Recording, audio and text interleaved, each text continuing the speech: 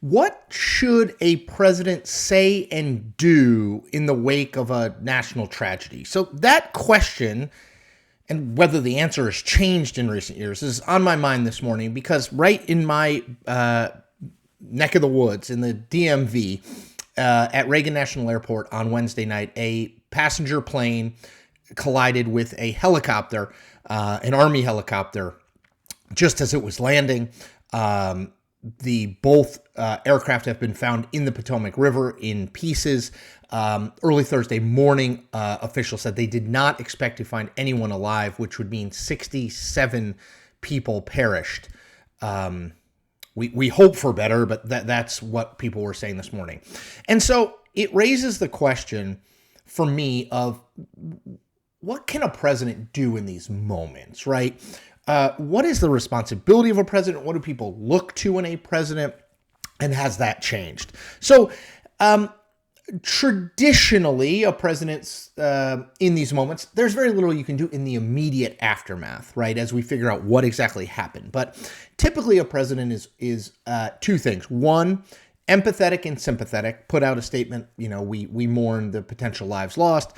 And then also making sure that people know he is involved in meetings and in that sort of thing.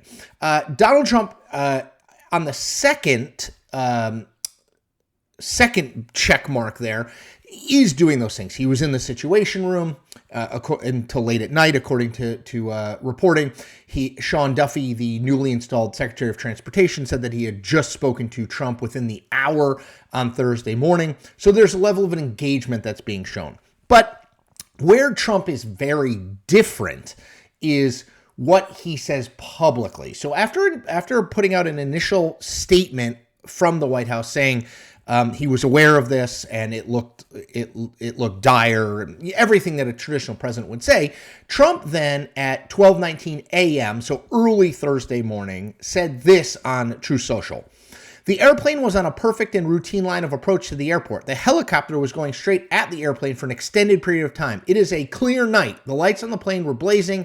Why didn't the helicopter go up or down or turn? Why didn't the control tower tell the helicopter what to do instead of asking if they saw the plane? This is a bad situation that looks like it could have been prevented. Not good. Okay, so that is not traditionally what a president would say, because that appears, it doesn't appear, it is an early attempt to blame on the helicopter, on the air traffic controller, without knowing all the information, right? Just from watching it on the video that I'm sure you've now seen, that we have too. Everyone has seen where the helicopter moves into the plane and there's a fireball. This is kind of Trump's MO. I went back. We don't have a direct correlation of how he's reacted to past plane crashes because thankfully, we haven't had a lot of major passenger plane crashes, big passenger plane crashes. The last one was in 2009 in Buffalo, so pre-Trump being president at all. But I went back and looked at stuff I had written in the past about how Trump reacted to tragedy, and I found in June 2016, so during the presidential campaign, there was a shooting at a nightclub, the Pulse nightclub in Orlando. And the guy pledged his loyalty to the Islamic State, and 50 people were killed. And in the immediate aftermath of that, Donald Trump tweeted, back when he was using Twitter, he said this: "Appreciate the congrats for being right on radical Islamic terrorism. I don't want congrats, I want toughness and vigilance. We must be smart." Which I wrote at the time, this is when I worked for the Washington Post, I wrote at the time, is not how presidential candidates or presidents typically respond to this stuff. It showed at least somewhat of a lack of empathy. And yet, obviously, Donald Trump won that election and he came and won the 2024 election. So this is not that, right? What he said, which is essentially sort of starting to cast blame, is not saying I was right, about the Islamic State. But it is different than what any other president would say. It is hard for me to imagine if Kamala Harris was president of the United States, she would go on Twitter and say, the plane did nothing wrong. Why didn't the helicopter turn? Why didn't the air traffic controller do a better job on the night that this crash occurred?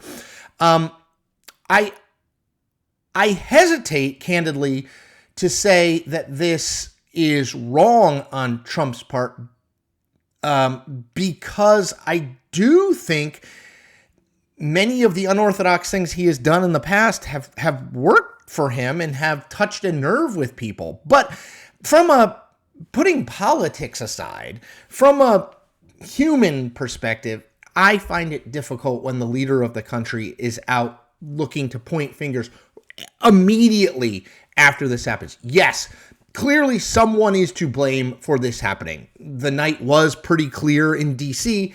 The helicopter was told by air traffic control to be mindful of the plane landing. Something went wrong. Yes, it could have been prevented, it seems to me. At the same time, there's a time and a place in my mind for everything. Donald Trump is not that guy. Never has been. I don't think ever will be. But I do think it raises an important question about what we expect from presidents in these moments and what we will get from Donald Trump in these moments. All right, that's it from me. Sad day here in Washington, for sure. Please take care of yourselves and take care of each other. Thanks.